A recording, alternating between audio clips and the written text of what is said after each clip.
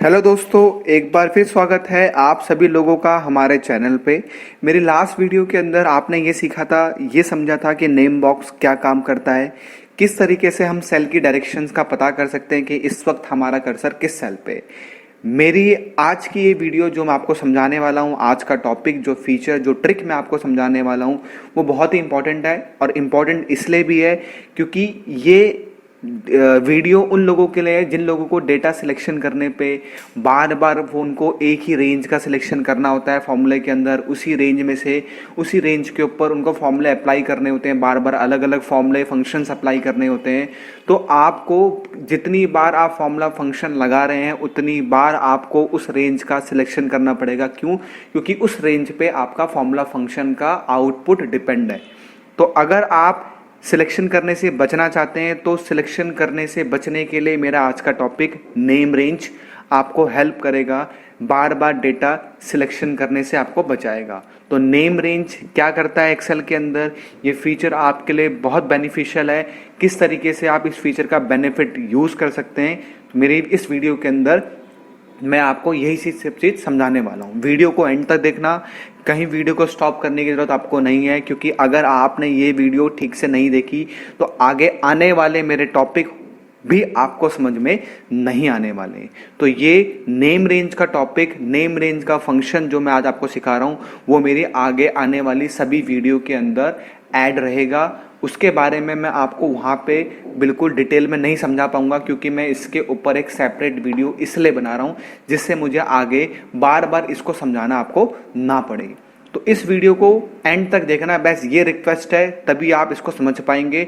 बहुत छोटी छोटी टिप्स मैं आपको अपनी वीडियोस के अंदर बता रहा हूँ, बहुत इंपॉर्टेंट टिप्स होती हैं सारी की सारी। हमें इंटरव्यू हम अगर देने जाते हैं तो हमको नहीं पता होता, हम कहीं डेटाबेस पे काम कर रहे हैं, बहुत बड़ा डेटाबेस है, तब भी हम लोगों को नहीं पता होता कि हम अपने काम को कैसे इजी कर सकते हैं या शॉर्ट कर सकते हैं।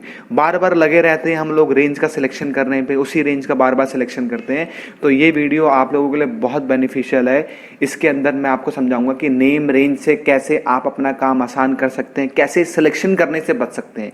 तो अगर आपको सिलेक्शन करने से बचना है तो आपको नेम रेंज का यूज समझना होगा। आते हैं डेटा की तरफ। सिंपल सा नेम रेंज का मतलब यह है कि एक रेंज मतलब एक जगह जहां पे बहुत सारी वैल्यूज लिखी हुई है, कॉलम में लिखी हो सकती है, रो में लिखी हो सकती है, कहीं पे भी लिखी हो सकती है। तो एक रेंज, उस रेंज को क्या देना, एक नाम देना। रेंज, नेम और नेम बॉक्स दो अलग अलग चीजें, मैं आपको पहले ही बोल चुका हूं। जो हम टॉपिक करने वाले हैं नेम रेंज, उसके अंदर हम लोग क्या करेंगे, एक रेंज को नाम देंगे। एक रेंज को क्या देंगे, एक नाम देंगे। जैसे फॉर एग्जांपल ये रेंज है, सैलरी की रेंज भी आप देख रहे हैं, मैंने सैलरी कॉलम का सिलेक्शन किया। मैंने यहाँ पे जितनी भी सैलरी यहाँ पे लिखी हुई थी सभी सैलरी का क्या करा, सिलेक्शन किया। अब सैलरी का सिलेक्शन करके मैं करने क्या वाला हूँ, मैं एक चीज करने वाला हूँ।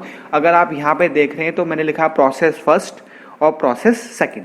दो प्रोसेस से मैं क्या निकालूंगा, टोटल सैलरी निकालूंगा। टोटल सैलरी मतलब अगर इस महीने मैंने अपने इन एम्प्लॉय को, इन सभी एम्प्लॉय को इतनी इतनी सैलरी पे करी है और ये मेरी जून महीने की सैलरी है। फॉर एग्जांपल जून महीने में मैंने किसको कितनी कितनी सैलरी पे करी है, ये शीट मैंने यहाँ पे बनाई है। तो इसके अंदर मैं आपको टोटल सैलरी कैलकुलेट करके दिखाऊंगा पहले। इसका मतलब, टोटल सैलरी का मतलब होता है कि जब आप इस महीने की सारी सैलरी को ऐड कर लेंगे तो आपको यह पता लगेगा कि इस महीने आपने सैलरी के ऊपर कितना टोटल एक्सपेंस किया। तो मुझे यहाँ पे यह पता करना है कि टोटल सैलरी मेरे पास कितनी है, मैंने इस महीने सैलरी पे एक्सपेंस टोटल कितना किया है। दो प्रोसेस मैंने यहाँ पे लिखे हुए हैं, प्रोसेस फर्स्ट और प्रोसेस सेकंड। आइए देखते हैं। जैसे फॉर एग्जांपल प्रोसेस फर्स्ट के अंदर टोटल सैलरी निकालनी है, तो टोटल करने के लिए एक्सेल के अंदर सम का फंक्शन होता है। इज इक्वल टू सम करके हम लोग क्या कर सकते हैं, जब मैं सारे सैलरी वाले कॉलम की वैल्यू को ऐड करूंगा तो मुझे सम फंक्शन से क्या रिप्लाई मिलेगा, सम फंक्शन से ही रिप्लाई मिलेगा कि मेरे पास जितनी भी सैलरी है उसका टोटल आपको सम फंक्शन से यहाँ पे मिल सकता है। तो इज इक्वल टू, एक्सेल का रूल है, बिना इज इक्वल टू के आप कोई कैलकुलेशन नहीं कर सकते। इज इक्वल टू SUM, और जो फॉर्मूला आप यूज करना चाहते हैं, जो फंक्शन आप यूज करना चाहते हैं, उसको लिखने के बाद आप उसका ब्रैकेट भी ओपन करेंगे, जैसे मैंने यहाँ पे सम फंक्शन क्लिक किया। तो is equal to sum function मुझे यूज करना है, मुझे वैल्यू का टोटल करना है, तो मैंने इज इक्वल टू सम, फिर ब्रैकेट ओपन। फिर पूछ रहा है कि आप आपको किन नंबर्स का सम करना है। फॉर एग्जाम्पल मुझे इन सभी नंबर्स को क्या करना है, ऐड करना है, तो मैं एक एक करके नंबर्स का सिलेक्शन नहीं करूंगा, मैं एक रेंज का सिलेक्शन करूंगा। देखो एक एक सेल अगर आप सिलेक्शन करोगे तो आपको काफी टाइम लगेगा, ठीक है। और अगर आपके पास एक लार्ज डेटाबेस है, अगर आप उस लार्ज डेटाबेस में से टोटल सैलरी या टोटल सेल्स निकाल रहे हो या वैल्यू को ऐड कर रहे हो, तो वहां पे आपको काफी टाइम लग सकता है, जहां पे आप एक एक करके नंबर्स का सिलेक्शन करेंगे। ऐसा नहीं करना है। मुझे पता है कि मेरे को जो वैल्यू ऐड करनी है वो यहां से स्टार्ट है और कहां पे खत्म है, लास्ट पॉइंट यहां पे खत्म है। तो मतलब D3 से लेके सिलेक्शन करेंगे कहां तक का, D13 तक का, ठीक है।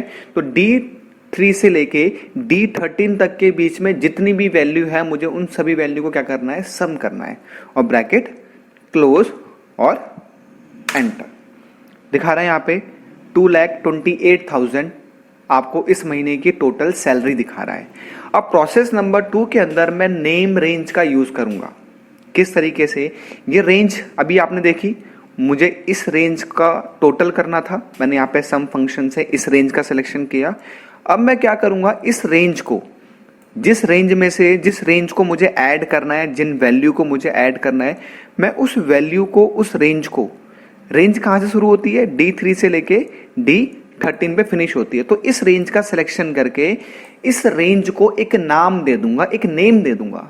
कैसे, पहले आपको सिलेक्शन करना होगा, सिलेक्शन कर लीजिए। सिलेक्शन करने के बाद नेम बॉक्स पे आइए, यहां पे क्लिक कीजिए, डन।